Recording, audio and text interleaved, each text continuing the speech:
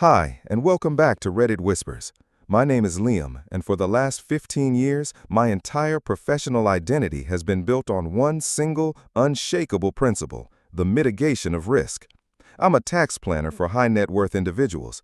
My job is to look at a client's life, a sprawling, chaotic landscape of assets, income streams, and ambitions, and to build a fortress around it. I use tax law, investment vehicles, and insurance policies as my bricks and mortar.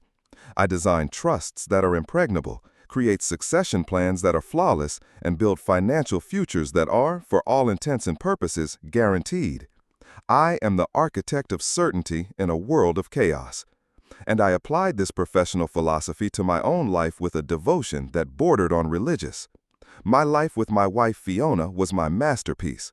It was a perfectly executed, long-term financial and life plan. We didn't just have a good credit score, we had a flawless 850, a number I monitored monthly, a testament to our shared discipline and foresight. Our investment portfolio wasn't just a collection of stocks, it was a carefully balanced, globally diversified ecosystem of assets designed to weather any market storm. We were maxing out our tax-advantaged retirement accounts, we had a robust emergency fund, and we had the best health insurance money could buy. I had read the policy myself, 150 pages of dense legalese, and I knew its strength. It was our ultimate safety net, the final wall of our fortress against the random cruelty of fate. Fiona used to laugh at my meticulousness. She'd watch me updating our spreadsheets, rebalancing our portfolio, and she'd call me her chief risk officer. But she understood. She shared the vision.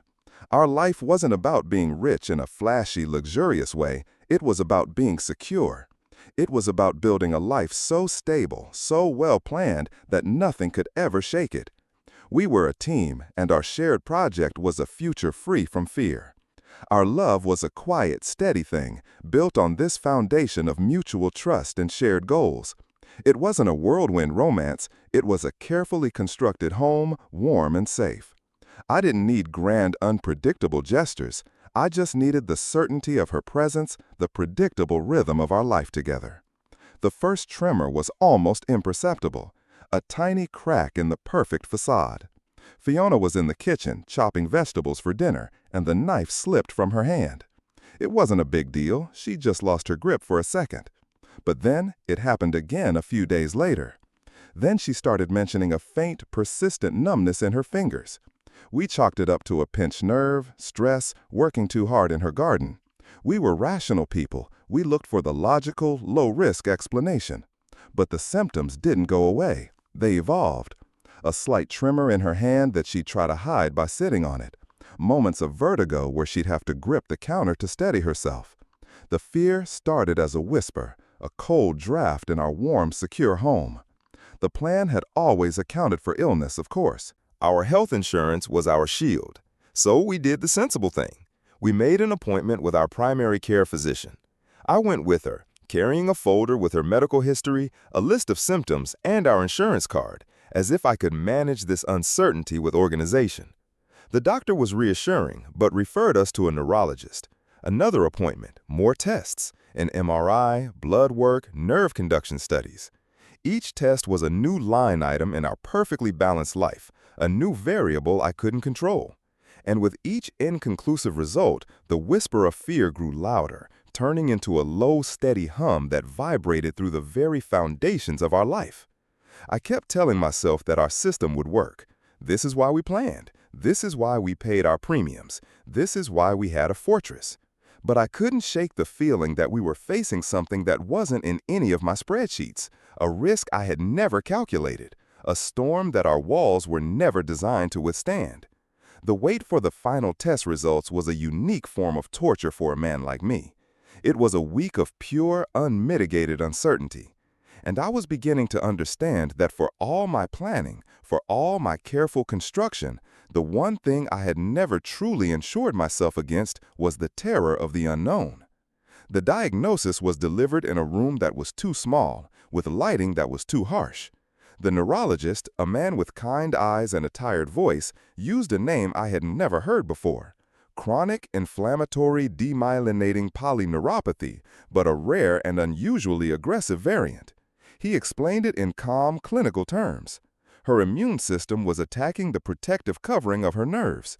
It was progressive, it was debilitating, and it was, in its own quiet and relentless way, terminal. I listened to the words, but my mind was stuck on the process.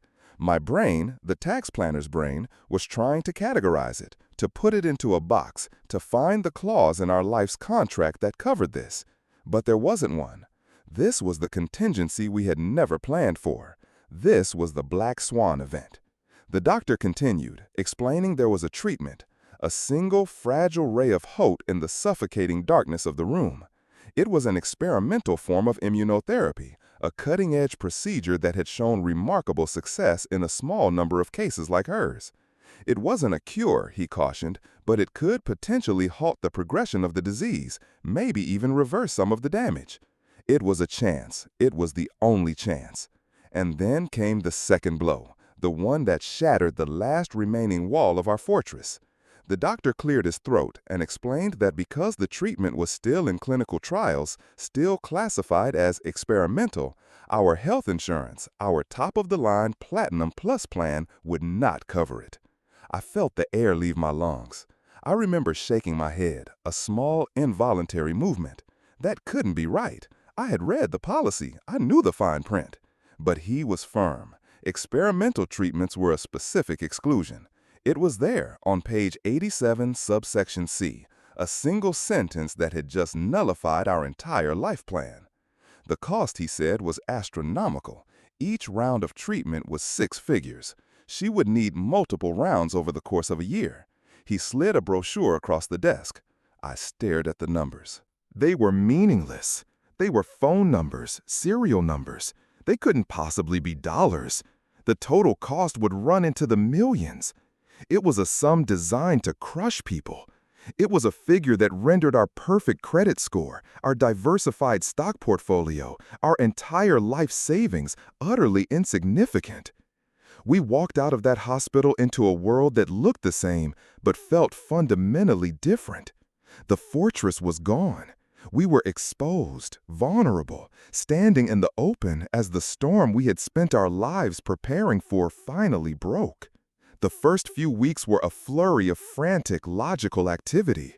My mind defaulted to its programming, managed the problem.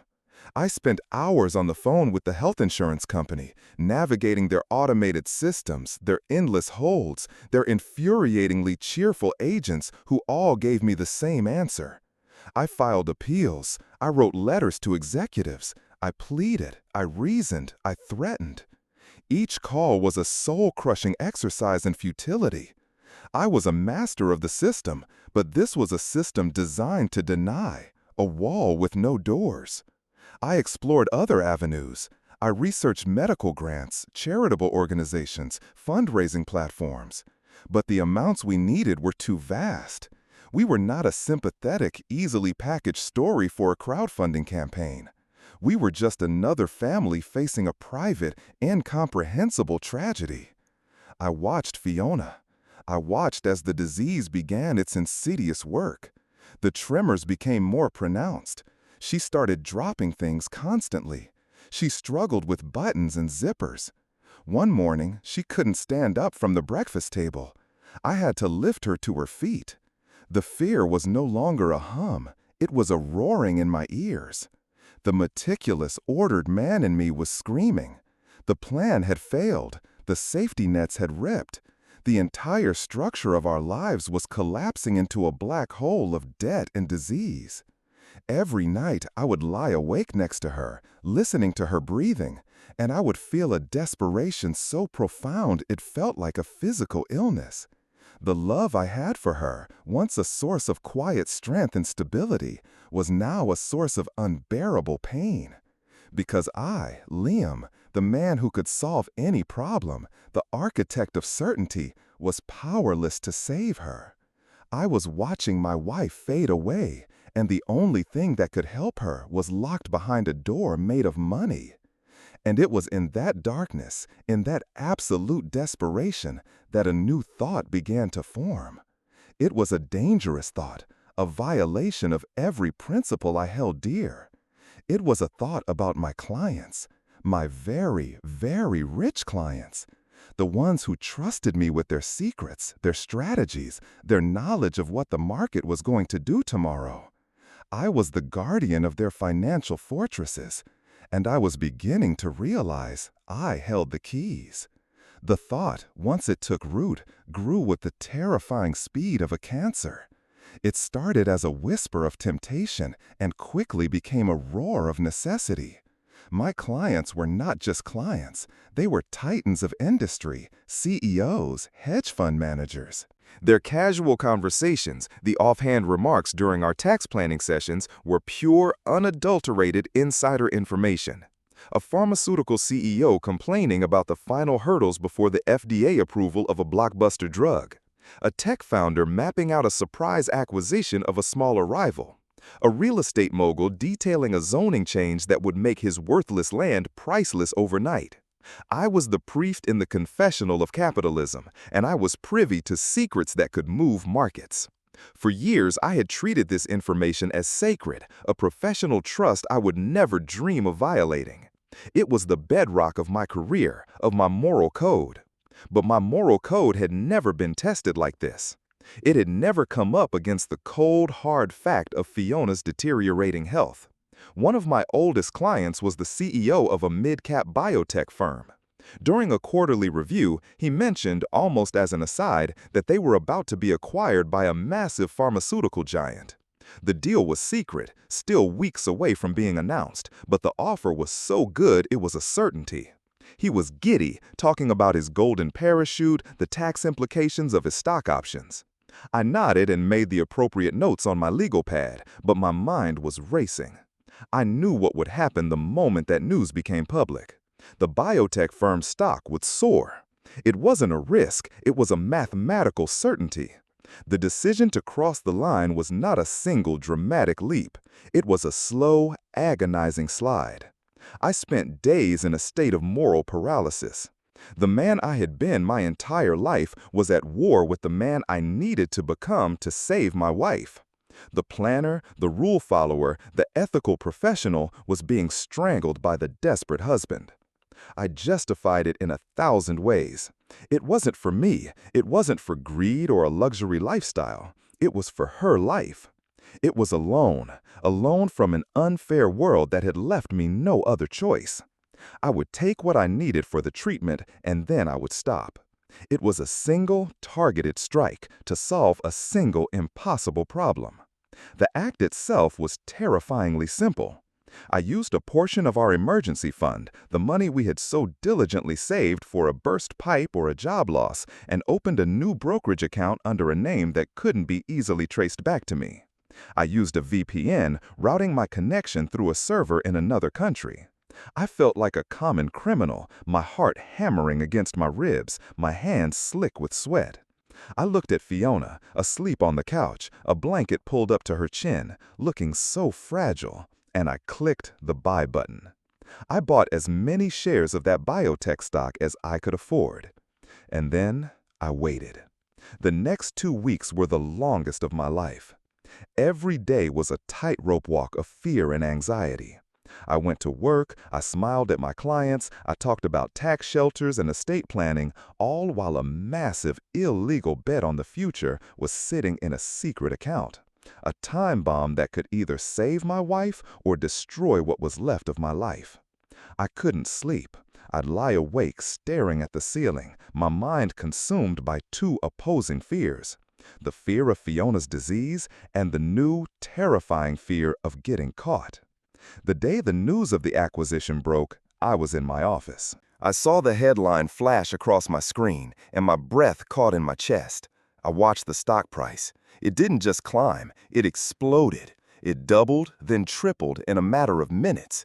The number in my secret brokerage account swelled to a figure that made me feel dizzy. It was enough. It was enough for the first few rounds of treatment. I sold the shares, transferred the money through a series of cutout accounts, and then deleted everything. I covered my tracks, but I knew in the digital world, nothing is ever truly gone. That night, I sat down with Fiona and told her I had good news. I told her a high-risk, speculative investment I had made years ago had finally paid off. A lie, the first of many. The look on her face, the dawn of hope in her eyes, was the most beautiful and painful thing I had ever seen. It was the validation I craved and the condemnation I deserved. She believed me, of course. Why wouldn't she? I was Liam, the planner, the man who never took uncalculated risks. She saw the money as a miracle, a reward for our years of discipline. I saw it as a sin, a sacrifice of my own soul. I had saved her, or at least I had bought her a chance. But I had introduced a new sickness into our lives, a sickness of secrets, of lies, of a moral failure so profound it would forever alter the foundations of the life I was so desperately trying to save. The first round of treatment was like watching a miracle unfold in slow motion. The money, my tainted, illegal money, opened the door. Fiona was admitted to the clinical trial. The procedure was grueling, leaving her exhausted but, for the first time in months, filled with a fragile hope. And it worked. The tremors in her hands began to subside. The numbness receded. A week after the first infusion, she walked across the room without stumbling. We cried, both of us, tears of relief, of joy, of a future that had been stolen and was now seemingly being given back. That initial success was a powerful, intoxicating drug. It silenced the screaming voice of my conscience. It justified the crime. Every sign of her improvement was a validation of my decision. The fear of getting caught was still there, a cold stone in the pit of my stomach, but it was overshadowed by the fierce, triumphant hope that I had done the right thing. I had taken the ultimate risk, and it was paying off. But the victory was short-lived. The nature of experimental treatment is uncertainty. After the second round, she developed a complication, an infection that required a lengthy hospital stay and a battery of expensive, non-covered medications. Then the doctors decided they needed to increase the dosage of the main treatment, adding another layer of cost. The money I had made, the sum that had seemed so vast, began to dwindle with alarming speed. The initial financial goal I had set, the one I promised myself would be the absolute limit, was no longer enough. The desperation returned, this time with a new, terrifying edge. I had already crossed the line. I had already committed the crime. Going back was no longer an option. What was one more trade? What was one more lie? The logic of a gambler had taken over the mind of the planner. I started listening to my clients with a different ear. Not as a tax advisor, but as a predator. Every conversation was a hunt for the next opportunity, the next sure thing. A casual remark about a coming earnings report, a complaint about a competitor's weakness, it all became fodder for my secret life. I made another trade, this time larger, more audacious, and then another. My secret brokerage account became a permanent fixture in my life. I was no longer just trying to pay for her treatment. I was in a constant race against the burn rate of our medical debt. The lies I had to tell became more elaborate. I told Fiona I was taking on more freelance work to explain my late nights spent staring at stock charts. I fabricated stories about a small inheritance from a distant relative to explain the sudden influxes of cash. Each lie was a brick in a new wall I was building between us, a wall of deceit constructed to save our life together, but which was, in reality, pushing us apart. The psychological toll was immense. My life became compartmentalized. There was day Liam, the calm, meticulous tax planner, and there was night Liam, the frantic, paranoid insider trader, checking market news on his phone under the dinner table, his heart leaping at every unexpected news alert. The fear was a constant companion. The fear of a market downturn that could wipe me out. The fear of a phone call from my firm's compliance department. The fear of a letter from the SEC. I started to see threats everywhere. A coworker looking over my shoulder. An IT audit of our servers. Every normal workplace event felt like the beginning of the end. My carefully constructed world of order and certainty had been replaced by a chaotic nightmare of my own making. I was losing myself. The man who valued stability above all else was now living the life of a high-stakes gambler. The man who cherished honesty was now a practiced liar. I was doing all of this for Fiona, for us, but the us I was trying to save was dissolving. We were in the same house, but we lived in different worlds. Hers was a world of physical struggle, of fighting a disease with courage and hope. Mine was a world of moral decay, of fighting for her life by sacrificing everything I once believed myself to be. The hope that had once been so pure was now tainted. Yes, she was getting better. She was walking, she was smiling again. But the cost was my soul. I had taken on a new kind of debt, one that couldn't be measured in dollars. It was a moral debt, and I knew, with a certainty that chilled me to the bone, that someday a bill would come due. I was on the verge of pulling it off. After nearly a year of living on a knife's edge, of sleepless nights and heart-stopping risks, I had done it. I had done it. I had amassed enough money to cover the entire projected course of Fiona's treatment, with a cushion for contingencies. The final transfer cleared into our main account, laundered through a series of complex transactions that I prayed were untraceable. I had a story ready for her, a final, grand lie about a multi-year investment project that had finally matured. I felt a dizzying sense of relief. The constant, grinding fear could finally end. I could close the secret accounts, delete the software, and try to become the man I once was. I could put the moral failure behind me and focus on the future I had purchased at such a terrible price. I was sitting at my desk in our home office, preparing to wipe my secret laptop for the last time, when I saw the printer was on. Fiona must have been using it. A piece of paper was lying face down in the output tray. I barely glanced at it as I reached to turn the machine off, but a single bolded phrase caught my eye. Long-term neurological degradation. I picked up the paper. It wasn't a bill or a recipe. It was the full, unabridged patient consent form from the clinical trial, a version I had never seen. The version they gave us, the one I had signed, had been a summary outlining the common risks: fatigue, nausea, immune system suppression. This was different. This was the deep dive, the document that detailed every single finding from their preliminary research. I started to read, and the world fell away. My carefully constructed reality, the one I had just risked everything to build, shattered into a million pieces. The paper detailed the side effects. Not the common ones, but the long-term, high-probability outcomes for her specific variant of the disease. The experimental treatment was incredibly effective at stopping the immune response, at saving the body. But it came at a cost. It had a neurotoxic effect on the brain. The document spoke of a 70% chance of progressive vision loss, leading to blindness within 5 years. An 80% chance of significant cognitive decline, affecting memory and executive function. A 50% chance of early-onset dementia.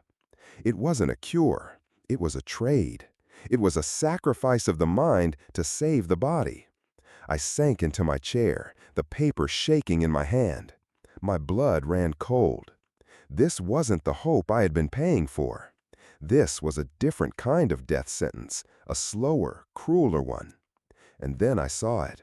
At the bottom of the last page, there was a section for patient notes. Fiona's doctor had written a summary of his consultation with her, a consultation that had happened before the trial began, before I started my criminal enterprise. The note read, "Patient fully briefed on all long-term neurotoxic risks. Patient understands the severity of potential outcomes, including blindness and severe cognitive impairment. She has expressed a desire to shield her husband from these specific details, stating he would not allow her to go through with it if he knew the full extent of the sacrifice. She is adamant about proceeding." She knew. She had known from the very beginning. The realization hit me with the force of a physical blow. The betrayal I felt was so profound, so absolute, it dwarfed everything else. But it was a strange, inverted kind of betrayal. I had been lying to her for a year, sacrificing my soul to save her life. And she had been lying to me for that same year, letting me do it, all while knowing that the life I was saving was a shadow, a ghost of the future I thought we were fighting for. Her lie wasn't born of malice, it was born of love, a twisted, heartbreaking, selfless love. She saw me. She saw my desperation, my willingness to do anything. She knew I would set myself on fire to keep her warm, so she hid the fact that she was already turning to ice. She was trying to protect me. She was willing to sacrifice her sight, her memories, her very self. But the one thing she wouldn't sacrifice was my integrity. She didn't want me to risk my career, my freedom, for a Pyrrhic victory. Her deception was an act of profound, misguided sacrifice. She was trying to save me from my own love for her. I looked at the numbers in our bank account, the money I had stolen, the profits from my moral failure. It was blood money. I had sold my soul not for a cure, but for a curse. I had plunged myself into a world of fear and lies to buy her a future she knew was a waking nightmare. All my risk, all my sin, all my sacrifice, it was all based on a lie. But the lie wasn't mine alone. We were both liars, trapped in a prison of our own separate loving deceptions. And I, the master planner, the man who calculated every variable, had missed the most important one of all, the true cost of what we were trying to save. The confrontation was the quietest, most devastating moment of my life. I didn't shout, I didn't rage. I walked into the living room where she was sitting by the window, looking stronger than she had in a year. A living, breathing testament to my crimes. I held out the consent form. "I found this," I said, my voice hollow. She looked at the paper, then at my face, and her own face, the one I had fought so hard for, crumpled. The truth was finally in the room with us, a terrible, unwelcome guest. She started to explain, her words tumbling out in a rush of love and fear. She told me she couldn't bear to see me destroy myself, that she saw the desperation in my eyes and knew I would stop at nothing. She thought if she could just hide the worst of it, she could protect me. She believed that a few more years of life, even a compromised life, was a gift, and she didn't want the price of that gift to be my freedom. Her confession was a mirror to my own. As she spoke, I began my own, laying out the ugly, sordid truth of the past year. I told her about the insider trading. I told her about the secret accounts, the lies, the constant gnawing fear. I confessed that our financial miracle was not a miracle at all, but the proceeds of a series of federal crimes. I watched as her expression shifted from guilt to horror. The man she was trying to protect, her stable, honorable husband, had already hollowed himself out, had already sacrificed his integrity on the altar of her life. We were two people who loved each other so much that we had systematically destroyed each other with our lies and sacrifices. By the end, we were just sitting in the silence, the full weight of our shared, catastrophic failure pressing down on us. The money was in the bank. The next treatment was scheduled. The disease was in retreat.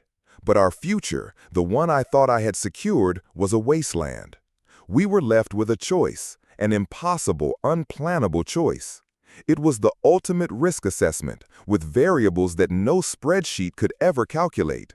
We could continue. We could use the money I had stolen to complete the treatment. We could save her body and condemn her mind to a slow twilight descent into darkness and confusion. I would spend the rest of my life as her caretaker, watching the woman I loved disappear before my eyes, all while looking over my shoulder, waiting for the inevitable knock on the door, the price for my crimes to be paid. My sacrifice would be for a life that was barely a life. Her sacrifice would be her very essence. Or we could stop. We could refuse the next treatment and let the disease return. We could have a few good months, maybe a year, of clarity and connection. We could live honestly for the first time in a long time. But it would mean letting her die. It would mean that my entire moral collapse, my descent into criminality, my sacrifice of self was all for nothing. I would be left alone, a disgraced, broken man, facing the legal and financial consequences of my actions, haunted by the ghost of the woman I failed to save? Do I save her life knowing it's a shadow of what it was and risk my freedom for that shadow? Or do I let her go, rendering my own damnation meaningless? It is a choice between two impossibilities, two different kinds of ruin. The planner in me is dead. There is no right answer, no way to mitigate this risk. There is only the choice, and the love that brought us to this terrible, impossible place. My meticulously insured future has come down to this: a single, uninsured, catastrophic decision. Thanks for being here on Reddit Whispers. I've shared my story, but now I want to hear yours. What's the most surprising decision that turned everything around for you? Your comment could be the lifeline someone else is looking for today.